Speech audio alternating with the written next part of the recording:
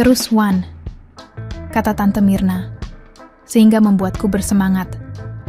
Tiba-tiba Tante Myrna lagi-lagi berucap, Wan, kita ke Hamar aja ya, kata Tante Myrna. Aku mengangguk kecil tanda setuju. Aku pun lalu menuntunnya menuju ke Hamar yang ditunjukkannya. Hamar, itu cukup luas dengan spring bed yang kelihatannya sangat empuk untuk ajang melanjutkan pertunjukan kami.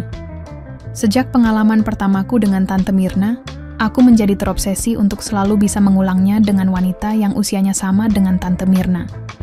Terutama tante-tante yang sudah mempunyai keturunan, daripada wanita yang seusia atau lebih muda dariku. Namun sebelum lanjut ceritanya, bagi teman-teman yang belum tekan tombol subrek, silahkan tekan tombol subrek terlebih dahulu. Kalau sudah subrek, langsung aja kita gas, berikut cerita lengkapnya. Sebenarnya aku ingin kuliah di daerah Jawa Tengah, karena kelihatannya kota tersetantet sangat nyaman untuk kuliah, dan ternyata yang aku prediksikan itu benar adanya. Bahkan selain untuk kuliah juga cocok untuk mencari tante.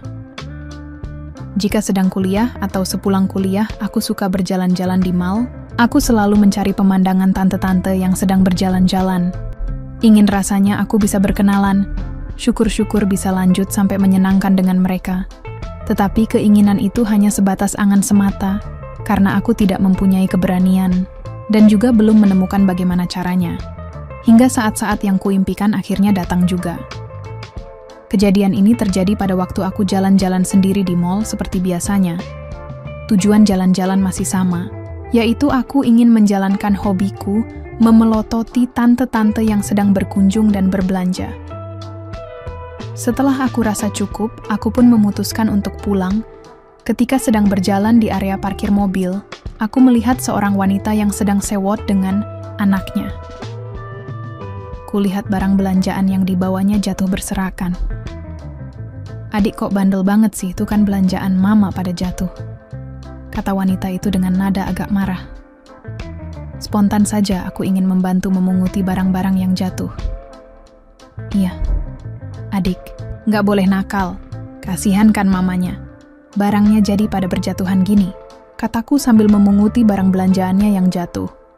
Wanita itu agak terkejut dengan kehadiranku. Makasih mas. Tuh kan apa kata om, adik nggak boleh nakal, kata wanita itu sambil ikut mengambil barang. Aku langsung refleks melihat ke arah wanita itu yang tepat berada di depanku. Baru saja aku berniat baik untuk menolong orang yang lagi kesusahan, ternyata spontan aku langsung mendapatkan imbalan berupa pemandangan yang sangat indah. Beluahan bajunya yang agak rendah terlihat jelas dan begitu indahnya. Terlihat menggantung dan sedikit tergoncang-goncang. Dengan leluasa aku bisa memandangnya, karena aku memakai topi pada saat kejadian itu.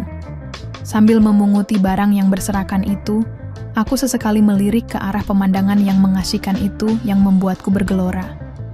Ini tante, kataku sambil menyodorkan barang yang aku ambil. Terima kasih, katanya sambil tersenyum. Baru kusadari ternyata wanita ini sangat cantik. Wajahnya putih bersih, lalu ia masuk ke dalam mobil sedannya. Aku pun segera meninggalkan tempat itu menuju parkiran motor dan pulang ke kos. Sampai di kos, aku rebahkan badan di tempat tidur sambil membayangkan pemandangan indah yang baru saja aku lihat. Hal itu masih terbayang-bayang berhari-hari. Aku hanya bisa berkhayal, seakan aku sedang bersama dengannya, di kasur yang empuk, sampai akhirnya aku lampiaskan dengan ritual tangan. Karena aku sangat terobsesi untuk bisa benar-benar bersama dengannya, aku berusaha untuk bertemu lagi dengannya. Berkali-kali aku datang ke tempat yang sama dengan harapan aku dapat bertemu dengannya tetapi tidak pernah bertemu. Tetapi tekadku adalah usaha tidak akan mengkhianati hasil. Suatu siang, sejak aku bertemu pertama kali dengannya, aku berjalan-jalan di mall yang sama. Ketika aku sedang berjalan, aku berpapasan dengan seorang wanita, dan dalam hati aku kenal wanita itu. Aku balikkan badan dan ia pun membalikkan badan. Aku ingat, wanita, itu adalah wanita yang selama ini aku impikan siang dan malam. Hei, kamu yang waktu itu nolongin aku kan? Kata wanita itu. Iya tante. Kataku dengan hati girang karena wanita itu juga masih ingat sama aku. Makasih lo sekali lagi, katanya. Ah, nggak apa-apa. Saya kan cuma sekedar membantu, kataku. Aku pun memperhatikannya bahwa wanita ini memang top banget. Ia memakai t-shirt dipadu celana jeans membuat keindahannya semakin terlihat. Cari apa? Kok sendirian? Tanyanya. Ah, enggak. Lagi jalan-jalan aja, Tante, jawabku. Bagaimana kalau sebagai ucapan terima kasih, aku traktir kamu makan? Katanya. Ah, nggak usah, Tante. Kataku basa-basi, padahal dalam hati aku memang ingin sekali berlama-lama dekat dengannya. Dia pun agak memaksa, akhirnya kami pun berjalan menuju resto makan. Alangkah bahagianya aku waktu itu. Kami pun berkenalan, namanya Tante Mirna, berumur 37 tahunan. Ia tinggal di perumahan bersama anaknya. Suaminya bekerja di luar kota dan pulangnya seminggu sekali. Wah, pasti kesepian wanita ini. Ada kesempatan nih. Pikirku ia tidak ikut karena suaminya itu hanya sementara saja bertugas di luar kotanya itu. Siang itu Tante Mirna akan menjemput anaknya dari sekolah. Setiap hari itulah pekerjaan rutin Tante Mirna, mengantar dan menjemput anak ke sekolah. Selama mengobrol, mataku tak pernah lepas memandang keindahannya yang indah dari balik t-shirtnya. Seperti biasa, aku memakai topi sehingga aku leluasa saja menikmati pemandangan yang indah itu. Walaupun tertutup, aku bisa membayangkan betapa indah isi yang ada di baliknya. Oh, ingin rasanya aku memetiknya saat itu. Spontan otakku berputar, anganku menerawang sampai-sampai Tante Mirna harus menepuk bahuku untuk membangunkanku dari mimpi tanpa tidur di waktu itu. Di akhir obrolan ia memberikan alamat dan nomor HP-nya dan mengundangku untuk datang ke rumahnya. Yes, ada lampu hijau dari Tante Mirna. Batinku. Sejak pertemuan kedua dengan Tante Mirna, gelora jiwaku untuk dapat mengarungi indahnya samudra. Luas dengannya semakin menggebu. Siang malam aku memikirkan cara bagaimana agar ia mau denganku. Aku ragu karena aku lihat ia termasuk wanita yang baik dan sopan. Tidak pernah sekalipun Tante Mirna memancing pembicaraan yang mengarah ke urusan yang sangat aku idam-idamkan itu. Mungkin ia hanya butuh teman untuk ngobrol saja, pikirku. Tetapi karena keinginanku yang sangat besar, aku pun memutuskan untuk pergi ke rumahnya seminggu kemudian. Aku berangkat dari kos dengan hati deg-degan. Dalam hatiku berkata, kalau tidak dicoba, bagaimana aku dapatkan apa yang aku inginkan? Targetku hari itu adalah PDKT dengan Tante Mirna. Hari itu, Selasa sekitar pukul 9 karena ia pasti di rumah hanya sendirian. Setelah sekitar 15 menit kemudian, aku sampai di gerbang perumahan yang cukup mewah. Aku dihentikan oleh satpam. Setelah aku jelaskan bahwa aku akan ke rumah Tante Mirna, aku diizinkan masuk setelah meninggalkan KTP. Dalam hatiku berkata, pantas Tante Mirna berani tinggal sendiri, rupanya keamanan perumahan ini sangat ketat, hanya ada satu pintu masuk saja untuk akses ke kawasan perumahan itu.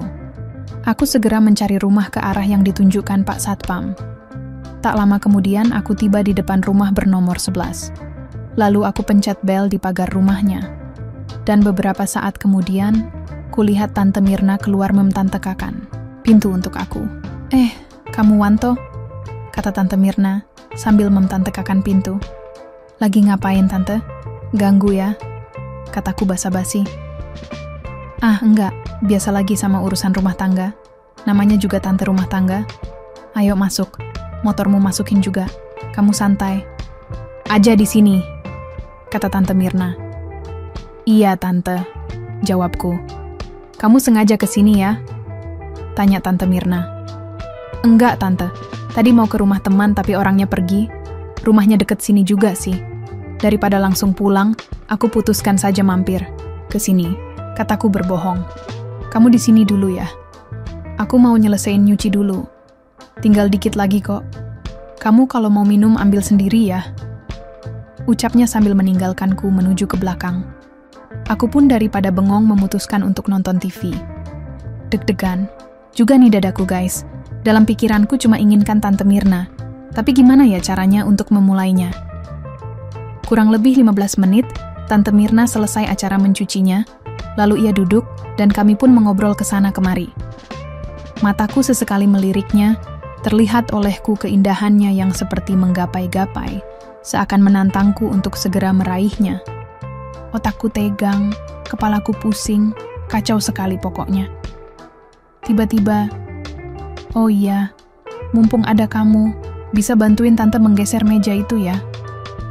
Katanya sambil menunjuk meja yang berisi beragam hiasan di atasnya. "Digeser kemana, tante?" Tanyaku sambil melangkah menuju meja yang dimaksud. "Agak ke sini dikit, Wan, biar tidak terlalu mepet dengan pintu," katanya. Kami berdua lalu menggeser meja tersebut. Ketika sudah selesai dan aku berniat duduk lagi di sofa, kakiku tersandung kaki meja sehingga keseimbanganku hilang. Badanku langsung saja menubruk Tante Mirna dan mendenya di atas sofa. Wajahku sangat dekat di wajahnya. Sesaat kami hanya mampu berpandangan, hangat nafasnya kurasakan menerpa wajahku. Kutatap matanya kelihatan sedikit meredup, sehingga aku tak kuasa untuk tidak segera mengambil kesempatan emas itu. Aku nekat, kalau dia marah, paling-paling aku ditampar, dan itu pernah aku alami. Tetapi, ternyata perkiraanku meleset. Tak aku duga kenekatan yang aku lakukan itu pun malah tante dengan lebih nekat dariku. Tetapi itu hanya sesaat karena ia melepaskannya lagi dan mendorongku. Aku pun tersadar dan segera berdiri, aku lalu berjalan ke arah jendela, aku menerawang keluar, aku merasa bersalah, tetapi juga bahagia. Kulihat Tante Mirna masih termenung duduk di atas sofa. Kami berdua terdiam beberapa saat lamanya. Setelah beberapa saat kami berdua terdiam, aku pun menghampiri Tante Mirna duduk di sampingnya. "Tante, aku minta maaf atas kejadian tadi ya," kataku. "Kenapa tadi kamu nekat gitu, Wan?" tanya Tante Mirna. "Maaf Tante, aku tadi nggak sadar. Itu terjadi begitu saja." Alasanku mencoba menghindar. Tante Mirna hanya terdiam mendengar jawabanku seraya memandangku. "Wanto," ucapnya terpotong. Aku hanya diam menunggu kelanjutan kata-katanya dengan hati yang berdetak keras. "Wanto, apa kamu ingin melanjutkan yang tadi?" tanya Tante Mirna. Aku terkejut mendengar pertanyaannya. Tak tahu harus bilang apa. Sejujurnya aku ingin menjawab bahwa aku memang sangat menginginkannya. Tapi entah kenapa sepertinya kata-kata itu sulit keluar dari mulutku. Beberapa saat lamanya kami hanya berpandangan.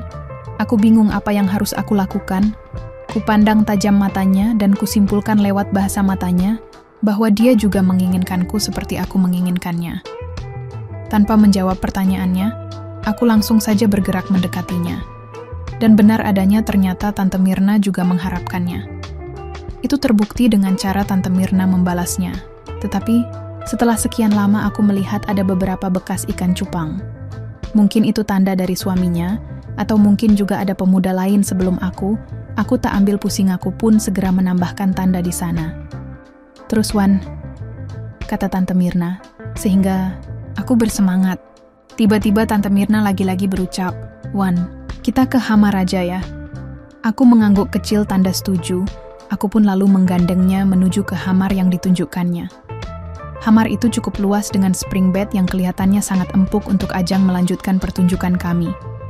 Sesampai di hamar Tante Mirna, aku jadi mematung di pinggir tempat tidur itu. "Wan, kok malah bengong? Ayo cepatlah," kata Tante Mirna dengan manja. Aku tersadar dari lamunanku dan segera aku naik ke atas tempat tidurnya untuk menghampirinya yang sudah tidak sabar menantikanku. Lalu aku berbaring di sebelahnya. Aku belai. Rambutnya Tante Mirna tersenyum manja. Kupandangi wajahnya betapa cantiknya wanita ini. Karena ternyata Tante Mirna sudah tidak ingin berlama-lama, akhirnya aku pun segera saja berusaha untuk membahagiakan diriku dan Tante Mirna. Entah ada bisikan, apa? Aku dan Tante Mirna langsung saja melepaskan seluruh kabinet, menteri-menteri beserta jajarannya.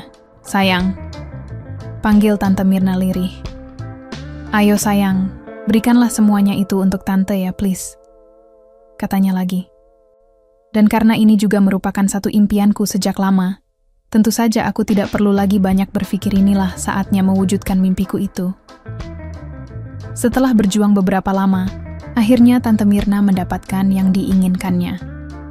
Senang rasanya ketika aku melihat Tante Mirna begitu bahagia.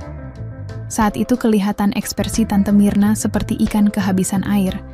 Ia menghentak-hentakan kakinya seperti ingin melepaskan sesuatu yang teramat berat. Beberapa saat kemudian aku tidur di sampingnya. Mataku menerawang ke langit-langit hamarnya seolah-olah aku tidak percaya bahwa ini benar-benar terjadi.